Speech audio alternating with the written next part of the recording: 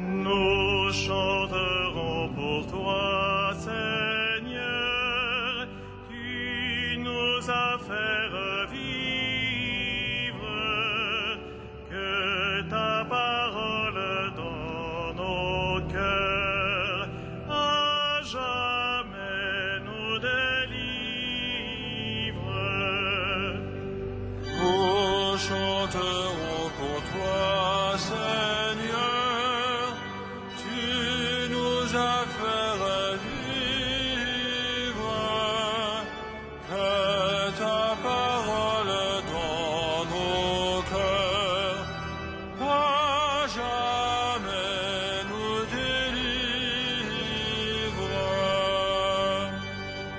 Tu viens, Seigneur, pour rassembler les hommes que tu aimes sur les chemins de l'unité.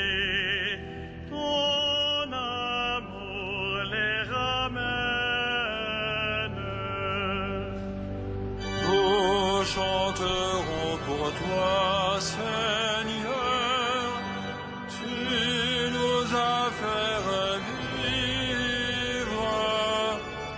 que ta parole dans nos cœurs à jamais nous délivre.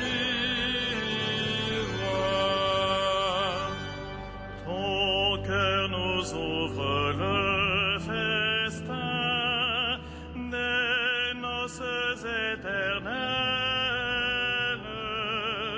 et nous allons par les chemins annoncer la nouvelle.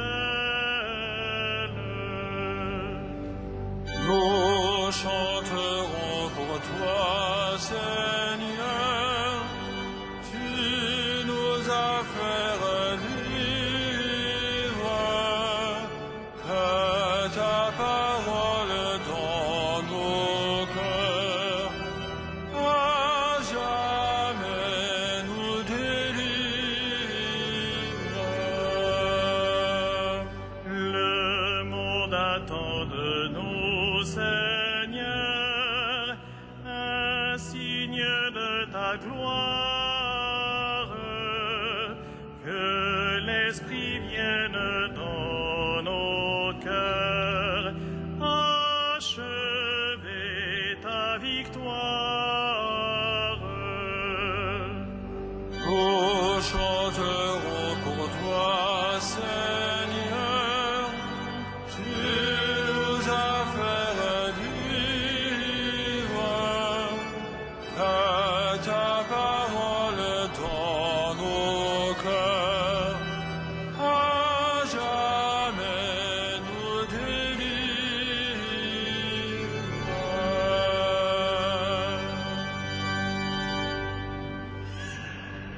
Au nom du Père et du Fils et du Saint-Esprit, la grâce de Jésus, notre Seigneur, l'amour de Dieu le Père et la communion de l'Esprit Saint soient toujours avec vous.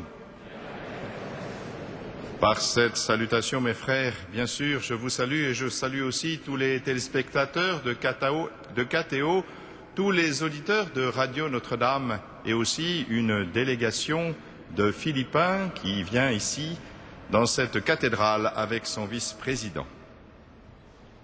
Préparons-nous à la célébration de cette Eucharistie en reconnaissant que nous sommes pécheurs.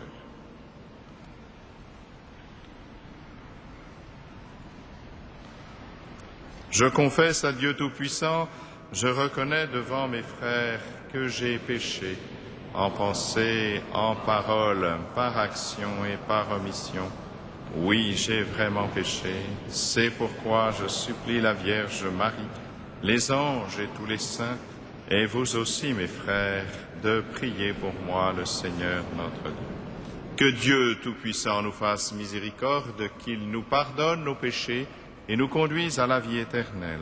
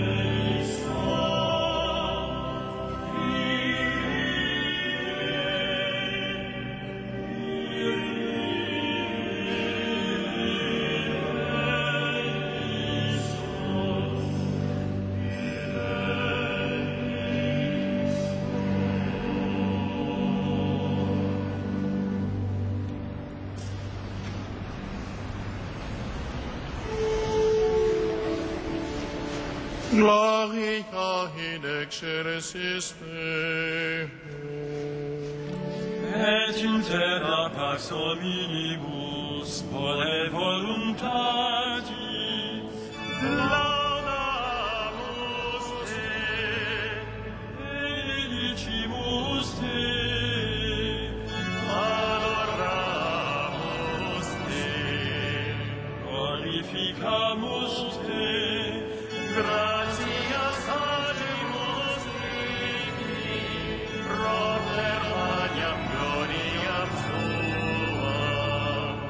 Domine Deus Rex Celestis, Deus Pater omnipotens, Domine Filio unigenite, Iesus Christe, Domine Deus Agnus Dei, Filius Patris, qui tollis peccata mundi, miserere nobis. qui tollis peccata mundi, suscipe deprecationem nostra. Qui sedes ad exteram Patris, miserere nobis. Oniam tu salus sanctum, Salus Dominus, tu salus altissimus, Jesum Christe, cum Sancto Spiritu, in gloria Dei Patris.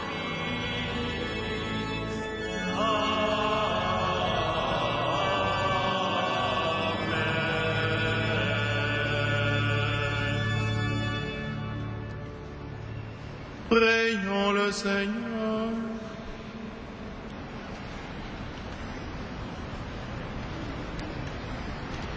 Tu as voulu, Seigneur, qu'en recevant ta grâce, nous devenions des fils de lumière. Ne permets pas que l'erreur nous plonge dans la nuit, mais accorde-nous d'être toujours rayonnants de ta vérité par Jésus-Christ, ton Fils, notre Seigneur et notre Dieu, qui vit et règne avec toi dans l'unité du Saint-Esprit, maintenant et pour les siècles des siècles.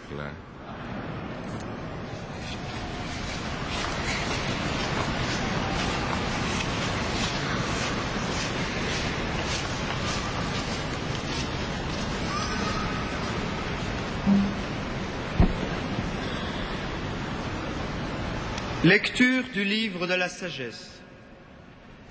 Dieu n'a pas fait la mort. Il ne se réjouit pas de voir mourir les êtres vivants. Il a créé toutes choses pour qu'elles subsistent. Ce qui naît dans le monde est bienfaisant, et l'on n'y trouve pas le poison qui fait mourir.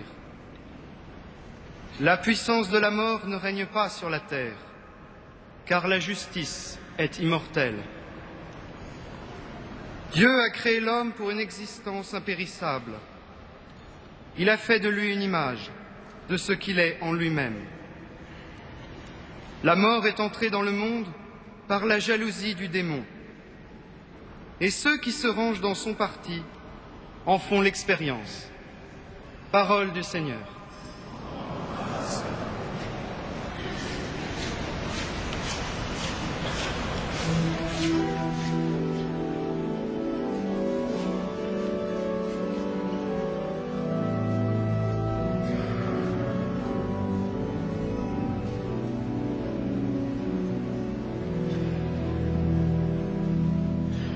J'exulte de joie en Dieu mon Sauveur.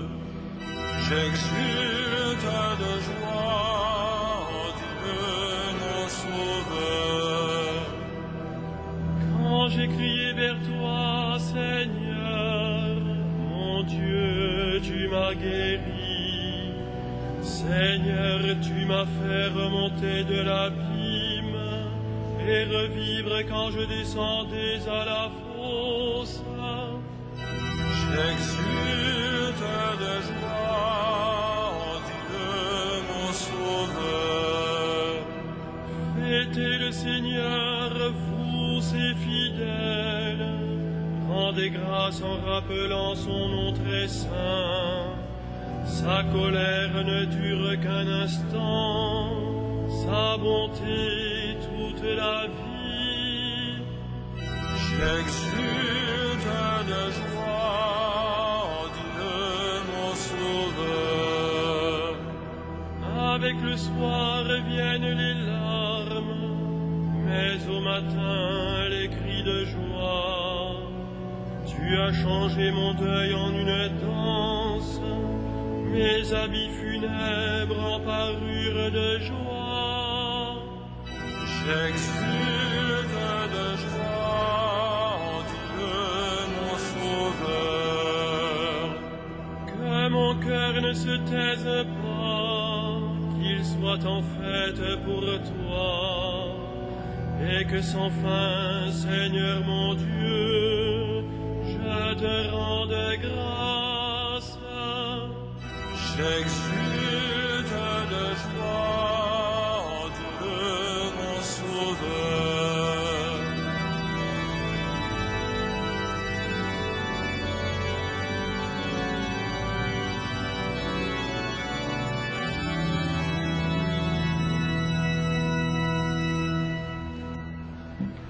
Lecture de la seconde lettre de saint Paul apôtre aux Corinthiens. Frères, puisque vous avez reçu largement tous les dons, la foi, la parole et la connaissance de Dieu, cette ardeur et cet amour que vous tenez de nous, que votre geste de générosité soit large lui aussi. Vous connaissez en effet la générosité de notre Seigneur Jésus-Christ. Lui qui est riche, il est devenu pauvre à cause de vous, pour que vous deveniez riches par sa pauvreté. Il ne s'agit pas de vous mettre dans la gêne en soulageant les autres, il s'agit d'égalité. En cette occasion, ce que vous avez en trop compensera ce qu'ils ont en moins, pour qu'un jour, ce qu'ils auront en trop compense ce que vous aurez en moins. Et cela fera l'égalité, comme dit l'Écriture à propos de la manne. Celui qui en avait ramassé beaucoup n'a rien eu de plus, et celui qui en avait ramassé peu n'a manqué de rien. Parole du Seigneur.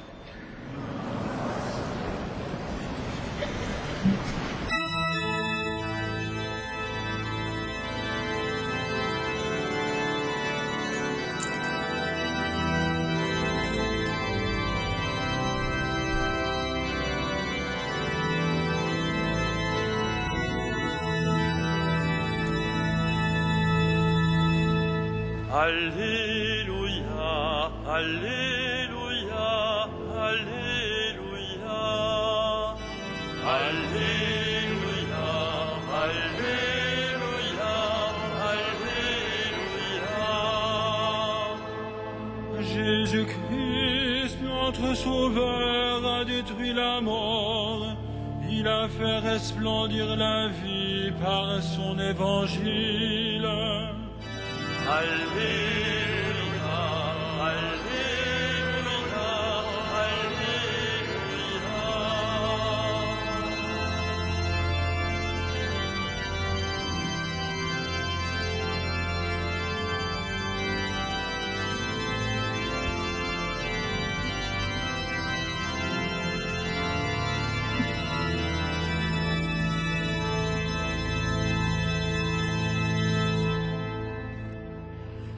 Le Seigneur soit avec vous. Évangile de Jésus-Christ selon saint Marc. Gloire à toi, Seigneur.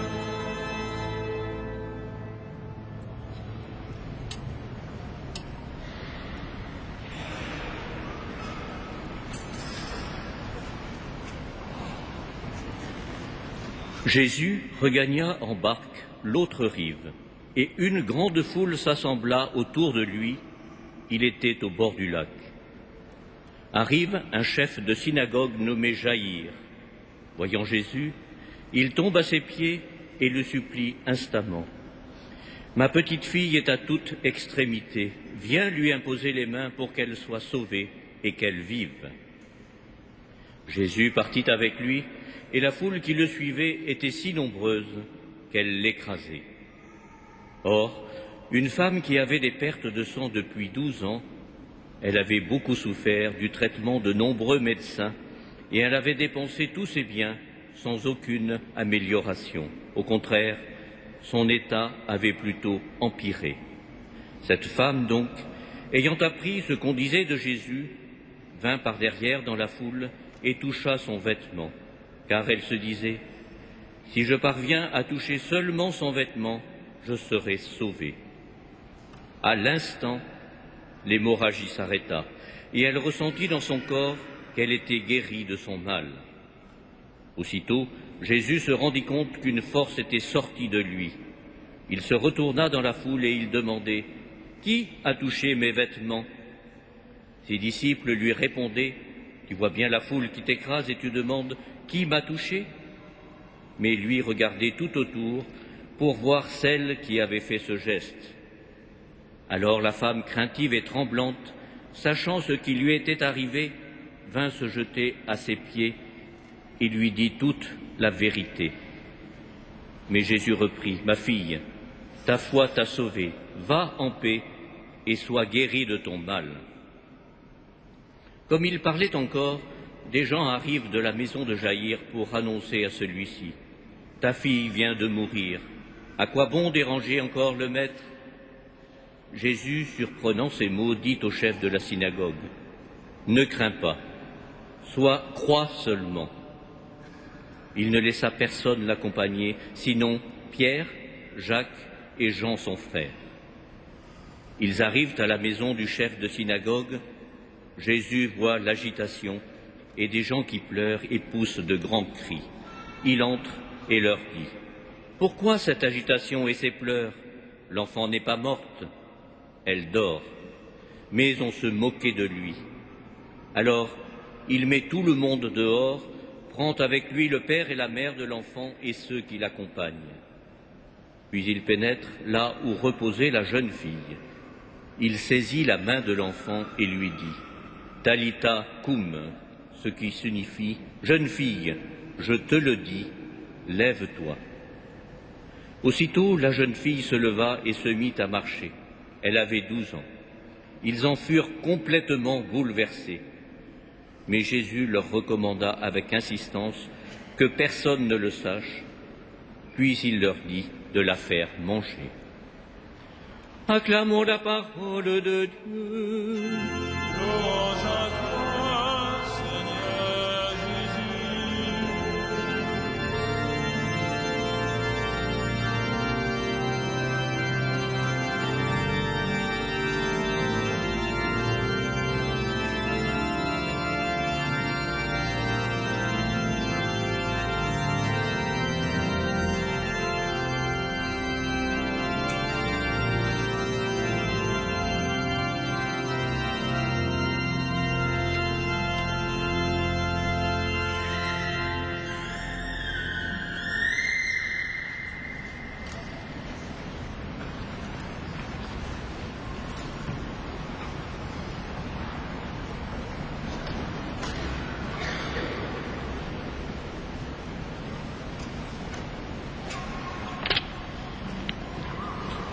La mort, cette maudite question éternelle, comme le disait Dostoïevski. La mort, destin inéluctable de tout être vivant. La mort qui servait même de définition au célèbre médecin Xavier Bichat en 1800 pour définir ce qu'était la vie. La vie comme l'ensemble des fonctions qui résistent à la mort. La mort que l'on mettait en scène il y a un siècle et que l'on cache aujourd'hui. Et voilà que nous entendons dans les lectures de ce jour que Dieu n'a pas fait la mort. Il a créé l'homme pour une existence impérissable. Et pourtant, Et pourtant, nous constatons que la mort est bien inscrite dans la création. Comment se fait-il que nous puissions affirmer que Dieu est créateur et puis qu'il ait pu créer une création dans laquelle il y ait la mort? Car Dieu, quand il crée, cette création sort de lui. Elle ne peut pas avoir la perfection inaltérable de ce qu'est Dieu. Et quand on regarde ce qu'est la vie, ce que nous dit la science de la vie aujourd'hui, ce n'est pas au niveau de la substance matérielle, puisque au niveau des microparticules entre les corps inertes et les corps vivants, il n'y a pas de différence. La vie, procède d'une certaine parole. C'est une question d'information et de transmission d'un message. C'est une parole inscrite dans le génome, transmise et recopiée à travers toute la chaîne du vivant. Et c'est cette vie-là qui est soumise à la finitude. Certes, elle est créée par Dieu, mais elle n'est pas Dieu. En Jésus-Christ, que nous affirmons aussi engendré, non pas créé, en Jésus, la vie n'est pas pareille. Cette vie est la vie même de Dieu, la vie auto-engendrée, la vie éternelle. D'ailleurs, ne dit-on pas qu'il est le Verbe, la parole éternelle de Dieu? Et c'est bien dans le prologue de Saint Jean que nous lisons ceci. Au commencement était le Verbe et le Verbe était Dieu. Tout fut créé par lui. Et de tout être, il était la vie. Et la vie était la lumière des hommes. Et le Verbe s'est fait chair. Ainsi, quand Jésus est venu sur la terre, eh bien lui-même était porteur de cette vie de Dieu. Et s'il a épousé la finitude humaine, la finitude matérielle de la vie biologique, puisqu'il a accepté la souffrance et la mort ne pouvait pas avoir le dernier mot en lui, puisqu'il était porteur de cette vie de Dieu. Il est, lui, la parole créatrice. Il est la manifestation de cette réalité de la vie de Dieu. Et sa résurrection en est le signe. Si son corps a été crucifié, si Jésus est bien mort, sa résurrection est le signe que la vie qui vient de Dieu, que la vie auto-engendrée, que la vie absolue demeure. Ainsi, nous avons compris que Jésus avait manifesté cette vie avant même sa mort, lors de la transfiguration. C'est ainsi que nous pouvons comprendre ce qu'est la vie éternelle. La vie éternelle, ce n'est pas la continuation de la vie terrestre, comme pouvaient le penser les hommes préhistoriques quand ils enterraient leurs morts avec de la nourriture. Non, la vie éternelle ne commence pas au moment de la mort. La vie éternelle commence au moment où on entre dans la communion d'amour avec Dieu. C'est ce que dit le pape Benoît XVI dans son encyclique Spe Salvi sur l'espérance. La vie éternelle, c'est une immersion dans l'océan de l'amour infini, dans lequel le temps n'existe plus. Ainsi, ce n'est pas au moment de la mort que nous entrons dans la vie éternelle. C'est au moment où nous entrons dans la foi, dans cette communion d'amour avec Dieu. D'ailleurs, c'est bien ce que signifie le Christ. Dans l'Évangile, 3 fois on emploie le mot « être sauvé ». Et le nom de Jésus signifie justement « Dieu sauve », Yeshua, Dieu sauve. Mais de quoi nous sauve-t-il, le Christ Jésus? Eh bien, justement, il nous sauve de la mort. À cette femme hémorroïs, dont on dit qu'elle perd du sang depuis 12 ans, et signifier justement ce geste de Jésus au-delà du fait factuel et des souffrances de cette femme infligées par le corps médical, Jésus dit bien autre chose. 12 ans d'écoulement sanguin. Or, quand on sait que le sang dans l'Antiquité, c'est le signe de la vie, ce sang qui coule, c'est la vie qui sort de nous et la mort qui prend sa place. Ainsi, Jésus arrête Et il montre qu'en agissant, lui, le Christ, que la vie ne s'écoule pas inéluctablement vers la mort. Ensuite, quand il va voir la fille de Jaïr, qui aussi a 12 ans, ce qui n'est pas un hasard d'ailleurs, eh bien Jésus qualifie cette mort qui est effective, il la qualifie de sommeil, parce que le sommeil de la mort, ce n'est pas l'anéantissement. Jésus vient nous prendre par la main, comme cette jeune fille, pour nous faire entrer dans la communion d'amour divine. Et cette communion d'amour divine s'inaugure ici-bas par la foi. C'est bien la foi qui sauve, comme le dit Jésus. La femme, avec cette hémorragie grave, vient voir Jésus comme on vient voir un guérisseur. Elle espère un tour de magie, tout simplement. Elle touche son vêtement et persuadée qu'il va se passer quelque chose. Et Jésus l'oblige à la regarder, à le regarder en face. Il ne s'agit pas d'un tour de magie. Le miracle n'est pas un tour de magie. Le miracle, c'est une action divine, dans une relation de personne à personne. Jésus oblige cette femme à le regarder. Il pose son regard sur elle. Et voilà qu'elle entre en relation avec lui, se met à genoux, et il lui dit « Ta foi t'a sauvée ». Elle n'est pas seulement guérie de son mal, elle est sauvée. C'est dans cette relation d'amour avec Dieu, justement, que commence la vie éternelle. Et c'est ce qui est signifié à cette femme. Ainsi aussi, avec Jaïr, le chef de la synagogue, au moment où on lui annonce la mort de sa fille, en lui disant « À quoi bon déranger le maître ?» Jésus lui dit « Ne crains pas, crois seulement ». Et par cet acte de foi, parce qu'il croit en Jésus, eh bien, va s'accomplir justement ce miracle de la vie que Jésus communique. Cette vie qui est plus forte que la mort, cette vie qui est au-delà de l'expression organique et biologique de nos existences, puisque nous sommes destinés à entrer dans cette communion d'amour. Et voilà comment les trois vertus théologales se rejoignent, l'espérance, la foi, la charité. Ce sont des dons de Dieu, vous le savez. Et voici ce qu'est notre espérance. Notre espérance, comme pour Jaïr, comme pour cette femme, c'est un acte de foi qui nous fait entrer dans la vie pour une éternité d'amour. Amen.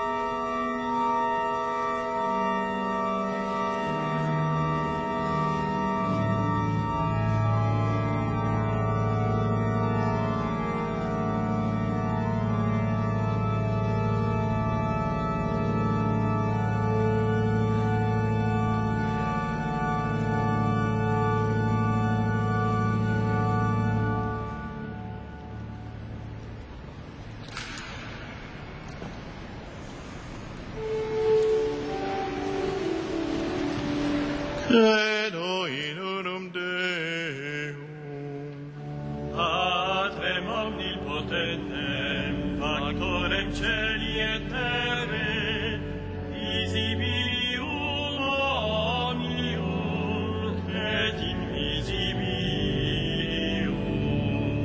et in unum Dominium Jesum Christum, Filium Dei unicetum, et ex Patre natum, ante omnia saecula, Deum de Deum, verum ide, Deum verum de Deum verum, genitum non factum, consubstantialem Patri, perquem omnia fac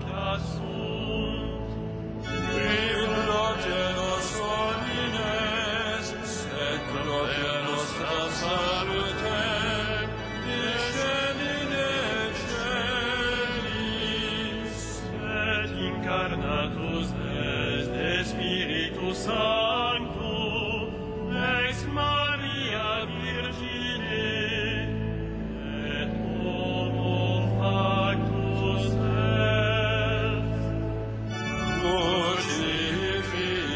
Crucifixus etiam pro nobis, sub Pontio Pilato, passus et sepultus est. Et resurrexi tertia die, secundum Scriptura, et ascendit in caelum, sedet ad dexteram Patris, et dierum venturus es gloria, iudicare vivos et mortuos, cuius rei non erit finis. Et in Spiritum Sanctum Dominum, et vivificantem, qui ex Patre Filio procetit, qui cum Patre et Filio simul adoratur, et conglorificatur, qui locutus est per profetas. Et unam sanctam catholicam, et apostolicam ecclesiam, confideor unum latisam, in remissionem peccatorum, et expector resurrectionem mortuorum, et vitam venturis seculi. Amen.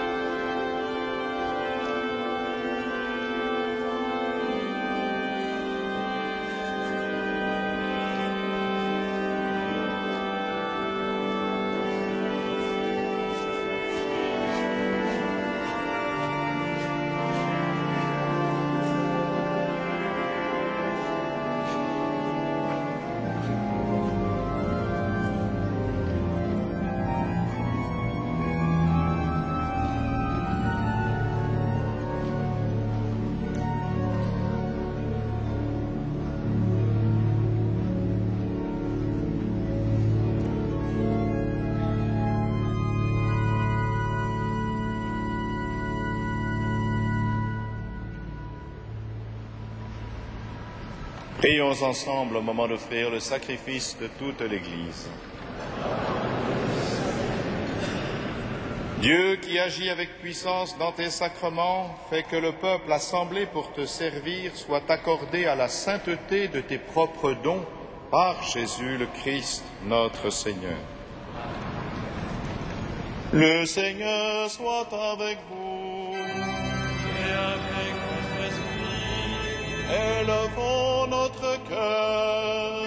retournons vers le Seigneur. Rendons grâce au Seigneur notre Dieu. Cela est juste et bon.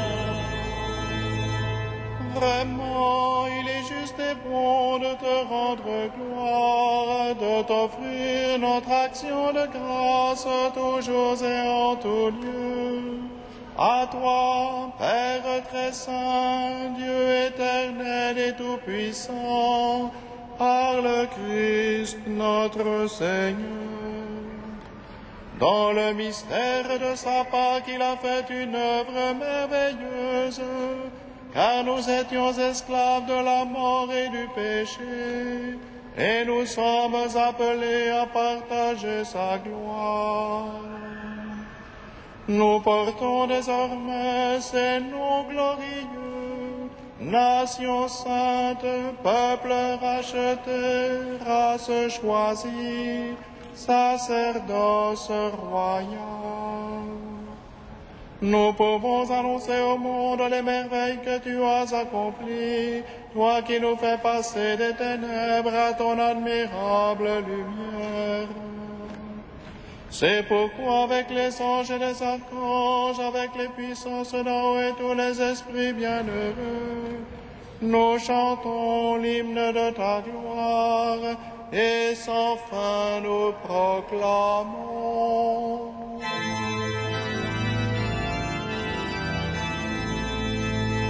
Saint, Saint, Saint, le Seigneur, le Dieu de l'univers, le ciel et la terre sont remplis de ta gloire. Hosanna au plus haut des cieux, béni soit celui qui vient au nom du Seigneur. Hosanna au plus haut des cieux.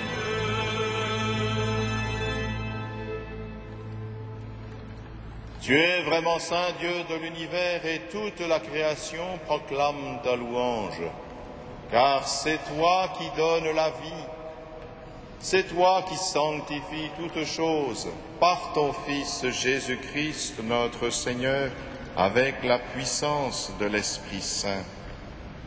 Et tu ne cesses de rassembler ton peuple afin qu'il te présente partout dans le monde une offrande pure. C'est pourquoi nous voici rassemblés devant toi et dans la communion de toute l'Église. En ce premier jour de la semaine, nous célébrons le jour où le Christ est ressuscité d'entre les morts. Par lui que tu as élevé à ta droite, Dieu Tout-Puissant, nous te supplions de consacrer toi-même les offrandes que nous apportons. Sanctifie-les par ton esprit, pour qu'elles deviennent le corps et le sang de ton Fils, Jésus-Christ notre Seigneur, qui nous a dit de célébrer ce mystère.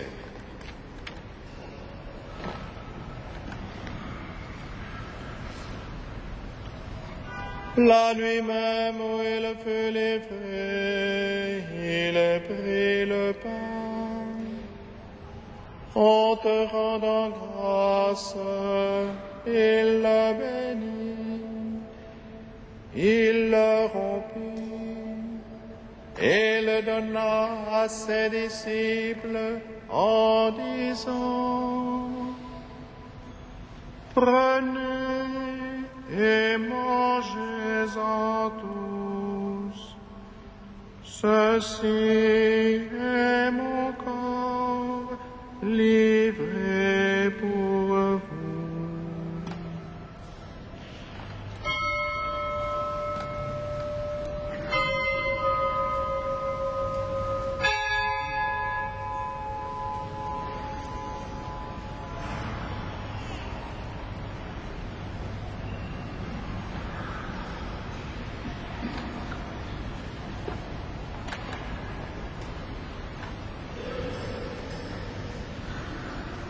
De même, à la fin du repas, il a pris la coupe. En te rendant grâce, il la bénit et la donna à ses disciples en disant: Prenez et buvez-en tous, car ceci est la coupe de mon sang, le sang de l'alliance nouvelle éternelle, qui sera versé pour vous et pour la multitude en rémission des péchés. Vous ferez cela en mémoire de moi.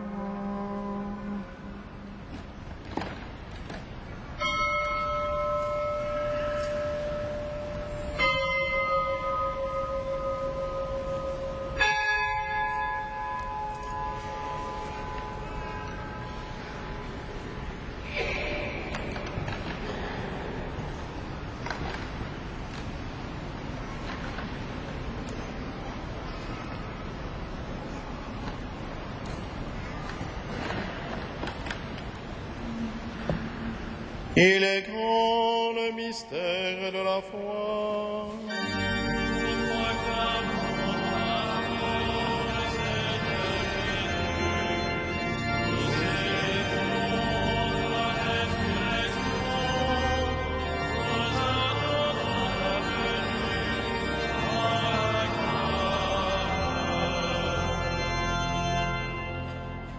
En faisant mémoire de ton Fils, de sa passion qui nous sauve, de sa glorieuse résurrection et de son ascension dans le ciel, alors que nous attendons son dernier avènement, nous présentons cette offrande vivante et sainte pour te rendre grâce. Regarde, Seigneur, le sacrifice de ton Église et daigne reconnaître celui de ton Fils qui nous a rétablis dans ton alliance. Quand nous serons nourris de son corps et de son sang et remplis de l'Esprit Saint, accorde-nous d'être un seul corps et un seul esprit dans le Christ.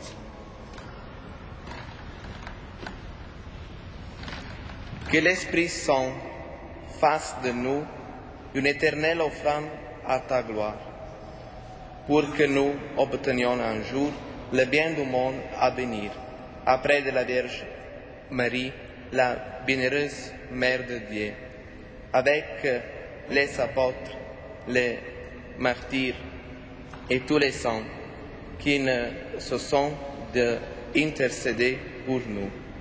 Et maintenant, nous te supplions, ô Seigneur, par le sacrifice qui nous réconcilie avec toi, attends au monde entier le salut et la paix. Affermis la foi et la charité de ton Église au long de son chemin sur la terre. Viens sous ton serviteur le pape Bénédicte et notre évêque André, l'ensemble des évêques, les prêtres, les diacres et tout le peuple de racheter. Écoute les prières de ta famille assemblée devant toi et ramène à toi, Père très aimant, tous les enfants disparus.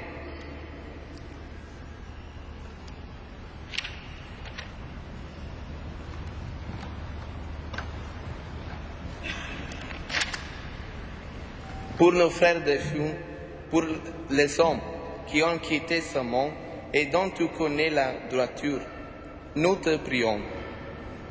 Reçois-les dans ton royaume, où nous espérons être comblés de ta gloire, tous ensemble pour l'éternité par le Christ, notre Seigneur, par qui tu donnes au monde toute grâce et tout bien.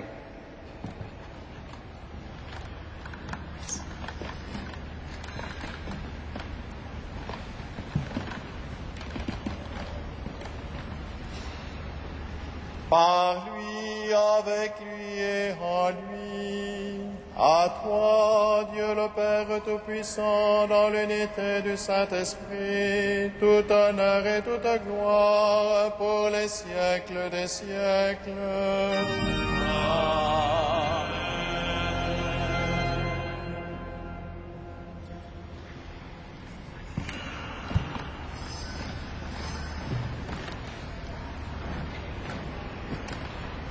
Unis dans le même esprit, nous pouvons dire avec confiance la prière que nous avons reçue de notre Sauveur.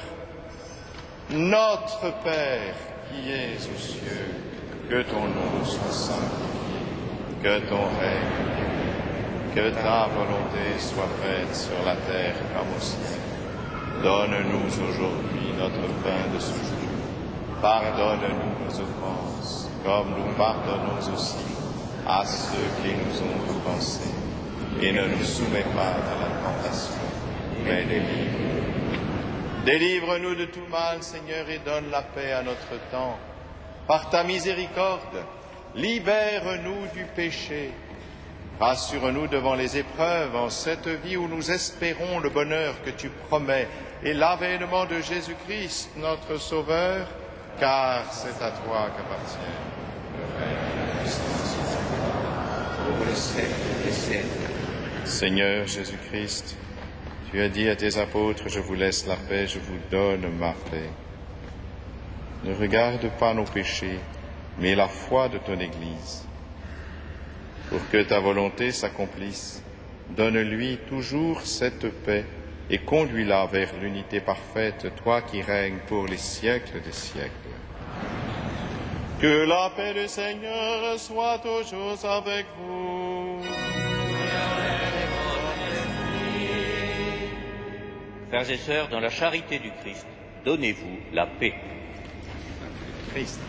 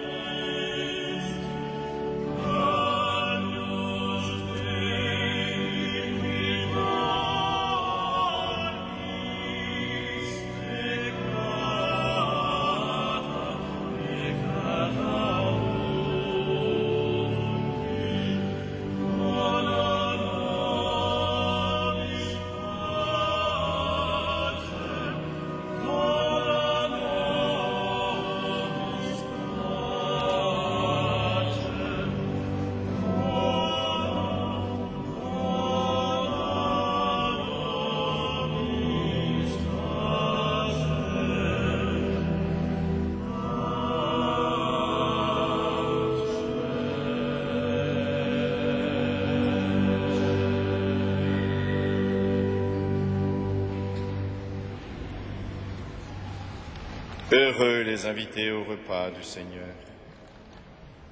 Voici l'agneau de Dieu qui enlève le péché du monde. Seigneur, je ne suis pas digne de te recevoir, mais dis seulement une parole, moi je serai libre. Corps de Christ, on garde pour la chrétienne.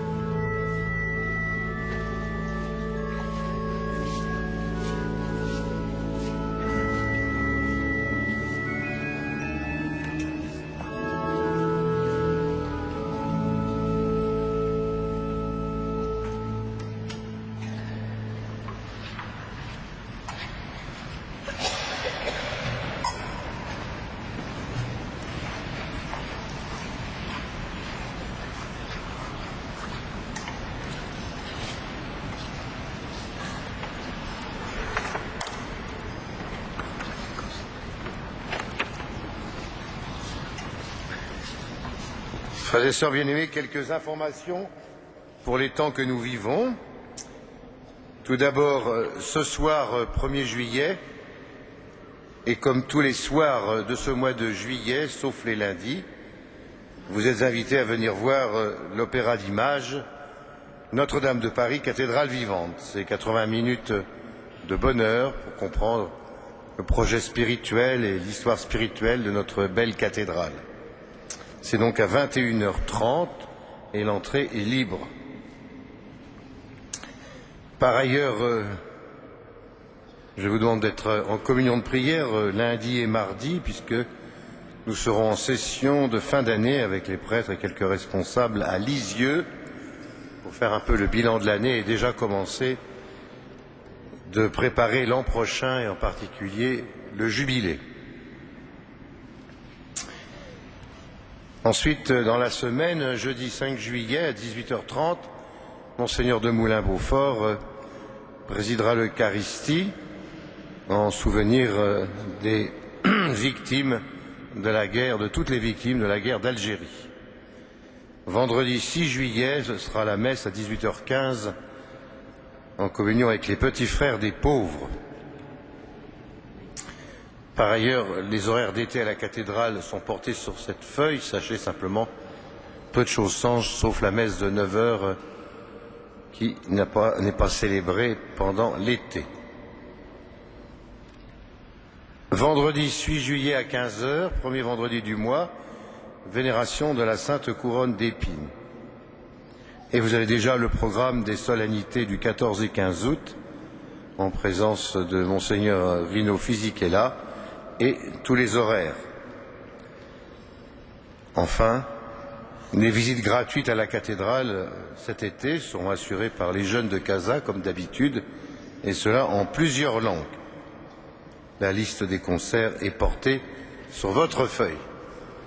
Eh bien, nous pouvons nous lever pour terminer notre prière avec Monseigneur Michel Aupetit, chanoine et vicaire général du diocèse de Paris. Prions ensemble.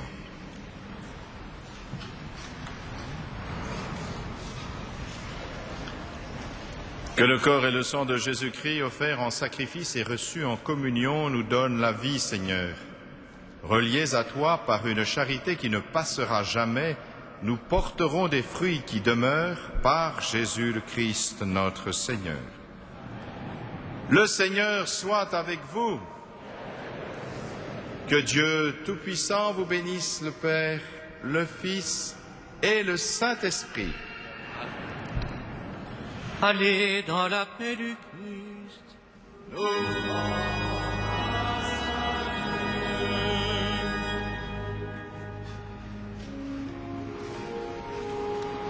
Salve Regina.